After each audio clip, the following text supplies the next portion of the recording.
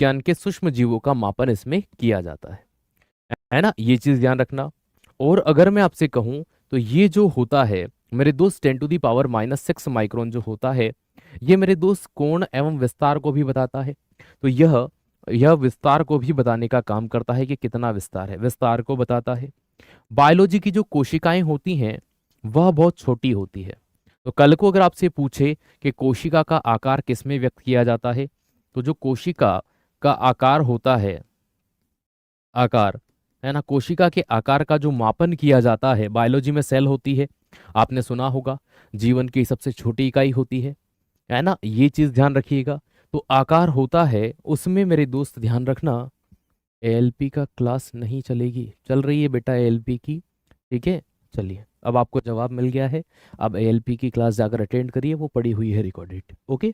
चलिए, तो कोशिका का आकार का मापन काई में करते हैं, माइक्रोन में करते हैं, है ना, माइक्रोन में। और माइक्रोन को एम के द्वारा दर्शाया जाता है इस तरह से। और कितना आकार होता है, तो 10⁻⁻6 मीटर होता है।